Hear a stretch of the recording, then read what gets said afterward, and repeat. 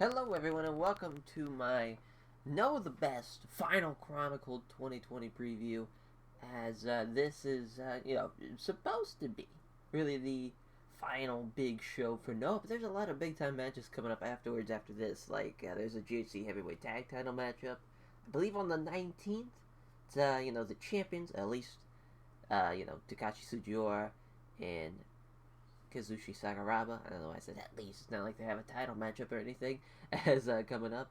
But they're going to take on Yoshiki Inamura and Kaito Kiyomiya, which, I mean, what a fucking fun little matchup that is.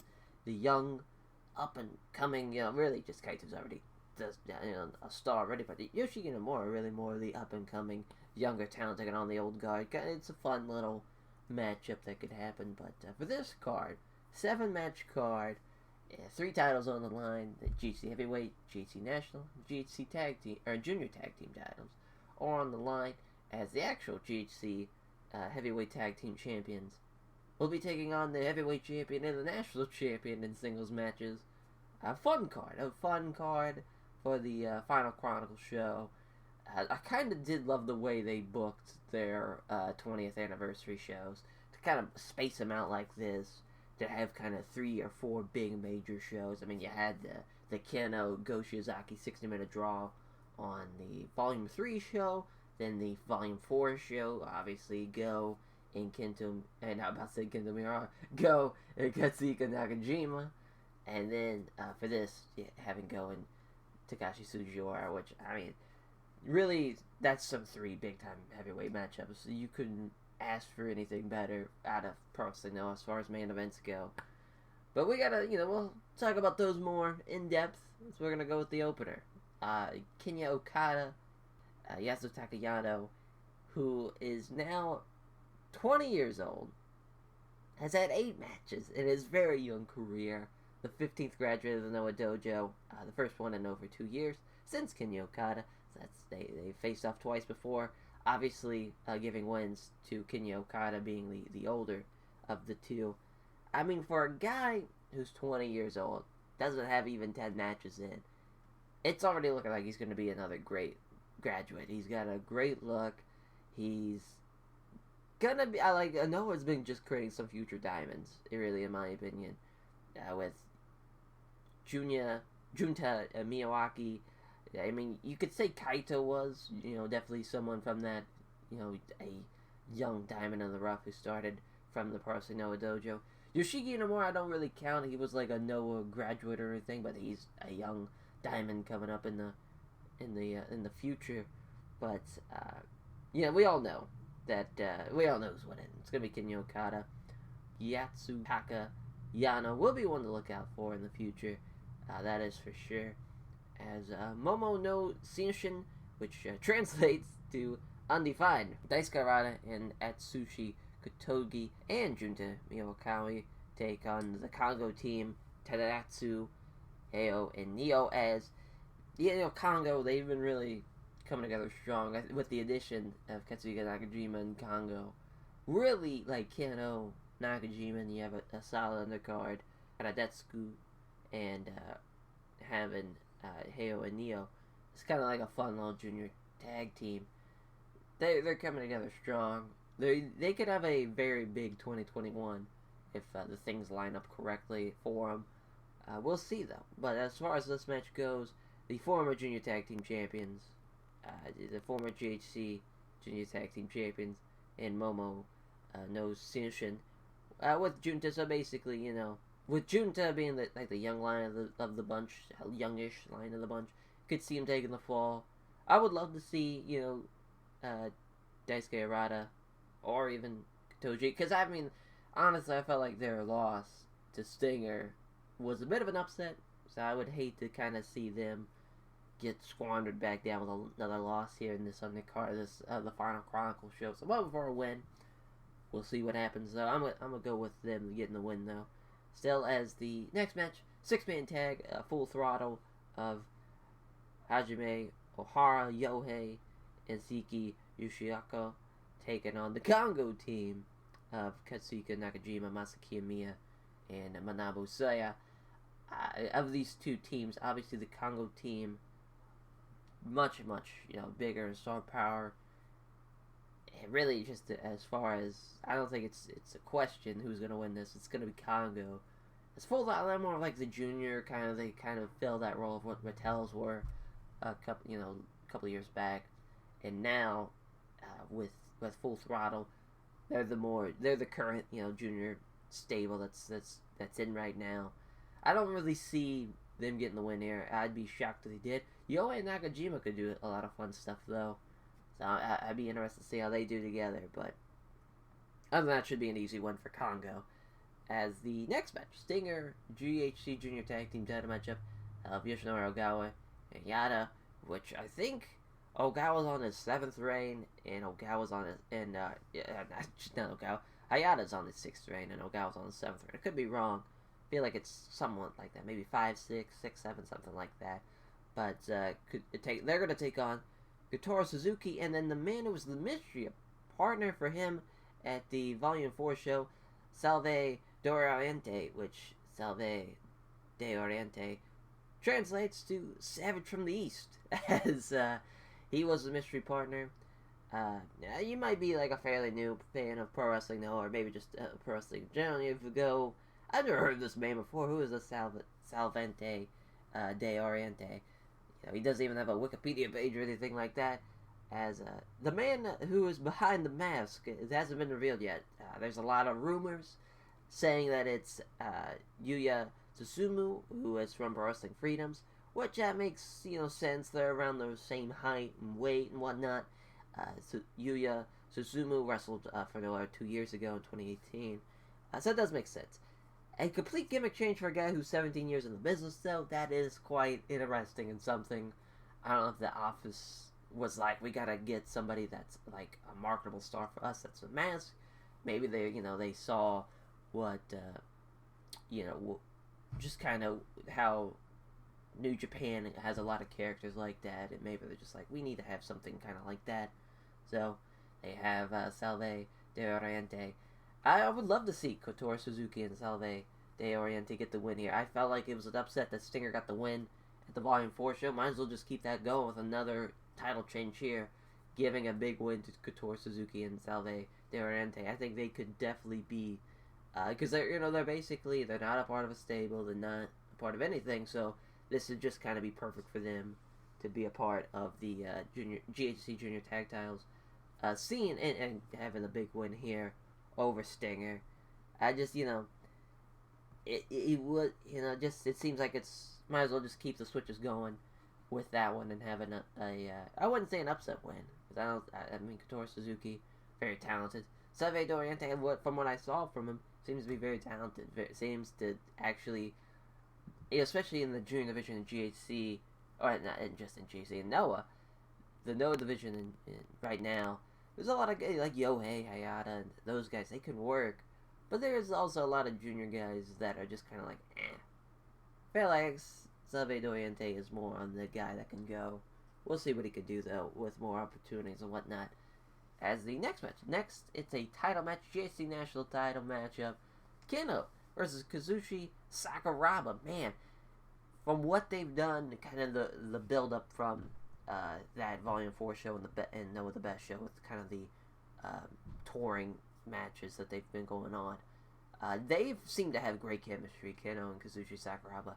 Sakuraba, God bless him. He's a fucking warrior, is a legend in his own right, just from the shooter style and from the mixed martial arts style, and from that side of the spectrum. But here, in this Noah run he's had, I feel like it's honestly been, besides his Laughter 7 run with Shibata, when Shibata came back to New Japan, this has really been his best stuff as far as in the pro wrestling scene has went. He's had some great matches, even in 2020. Him and Go was a fun, under 10-minute fucking main event matchup that was awesome. And I felt like Noah should do more of those types of matches, especially with someone like Sakuraba and Keno here. Them being placed on this part of the card, because it looks like they want that M Alliance versus the Noah Army 8-man that's going to happen. I feel like they want that to be like the cool down matchup between the title matches. So they could give this a lot of time. I feel like they're kind of learning from their mistakes of giving this national title so much time, when the heavyweight title gets even more time than that, and it just gets to the point where everything is just so oversaturated, and just you're just worn out by the time the fucking title match happens, the GHC heavyweight title match happens. But with this, Keno, he's had an interesting 2020. You know, you had the 60-minute draw with Go. You've had, Nakajima joining Congo. You've had a pretty good N1 victory. He's, I think with this match with Sakuraba, I think it's going to be another good match for him. To keep that kind of national title, momentum going into 2021, that'd be huge for him. It's interesting to see what he does, because we're at the point now where it's like, do you have him and Marufuji? Do you have even him and Kaiji Muto? Which I hope not. Kaiji Muto, he has yet to been pinned or submitted in Pro Wrestling Noah, and if he kind of keeps that going, eventually they're going to have to give him some type of title shot. So hopefully for Keno's sake, he doesn't get Kaiji Muto next. That'd be tough. God bless Kaiji Muto. He's 56 years old, but he cannot work a 27, 25-minute matchup anymore. It's over. It's over for the great Kaiji Muto. Give it an 8, 10, 12-minute match. It's fine. He'll be fine. But I'm gonna go with Keno retaining. I don't feel like really the only title that's gonna change is the junior tag title.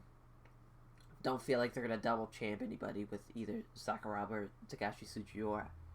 There's 8-man tag, the M Alliance, Noah Army, 8-man. As I just call them the Noah Army, because Kaito and Shohei Taniguchi, Takaki and Nabe, and then Yoshiki and Amaro, just kind of 4 guys who just men without a country. So I just kind of morph them into the Noah Army. With Kaito and Yoshiki and Amaro getting a future tag title shot against Tsujiura and Sakuraba, that makes me feel like they're gonna get a big win out of this. Really, as far as Yuko Miyamoto is probably the less kind of name value guy out of the 4, which is very, because Naomichi Marufuji, Kaiji Muto, and Masakatsu Funaki. Those are 3 obviously very, very well known stars of just the pro wrestling scene. Same thing with Daike and Abe for the Noah Army team. So I feel like one of those 2 are going to be involved in the fall. I'm going to go with Kaito Binen, Yuko Miyamoto. I just, feels like Kaito, they're going to keep his momentum back up for either, if they do the tag title change on the 19th, which, it's not a slim chance of that happening. I think that's very much a thing that could happen. It's going to come down to, really, if they want to have that type of title change on kind of a somewhat smaller show, especially after the best Final Chronicle show. We shall see. But the main event, of course, Go Shiozaki, champion, taking on Takashi Tsujiura. Man, Go Shiozaki, what a year he's had. He's had probably the best year he's had in a long, long time. Probably ever, to be honest. I don't think anyone's had, as far as I know, a champion right now. Because, Kaito's reigns were fantastic in recent years. But, from him beating Kaito on January 4th, dealing with the pandemic, so he had to, didn't get a lot of chances throughout the summer. Comes back, has the 60-minute draw with Keno, and has the phenomenal match with Katsuhiko Nakajima in November. Here, him and Takashi Tsuchiura, they make magic together. Their match 11 years ago, 2009, where Takashi Tsuchiura beat him, he did a backflip afterwards. That match is fucking crazy. It's a fantastic match. I think it's the best out of what they've done. They had a match in 2016, I believe. Might have been 2018, I'm thinking about it. It was 2016, 2018, where it was fantastic, and it was really Takashi Tsujiura, the new era of Takashi Tsujiura, where he's now, he's just had reached that point where he's in his mid-40s, and just was starting to slow down a bit, and what it felt like, but then he just kicked in another gear. He came back from the fucking heart attack to having that incredible run he had in 2016. And that match, a lot of people, there's some people, I wouldn't say a lot of people, there are some people that think that match was better than the 09 matchup that they had. But Go Shiozaki, he's just felt like everything's clicked for him. There, and when he first started, I loved him. I thought it was awesome. The crowd didn't really care for him. The majority of the crowd was still wanting the veteran stars at that time. They didn't want to see Go Shiozaki. become a heavyweight champion. But now, it's been 12, 14 years since that point. He's been, he's really hit this stride. I don't think there's been once the Tokyo Sports Awards come out, he's going to get MVP. There hasn't been a champion, and there hasn't been someone that's carried the load like he has during this time, during the 2020. So he's had a hell of a year. No matter what happens, I thought Nakajima should have won the last show. I said, it would probably hurt the match. I don't think even with Go Shiozaki winning, it didn't hurt the match. It's still, we'll talk about that match more in depth when the Marvel Swords come out, but that match was fantastic, as probably you all know and all saw. As for this match, it's going to be about the same thing. It's going to be another fantastic matchup for Go Shiozaki. And a good match with Takashi Tsujiura, too. Takashi Tsujiura, I think they've done a great job putting him in a tag team with Sakuraba and having Tsujiura Army really take control of the tag division scene.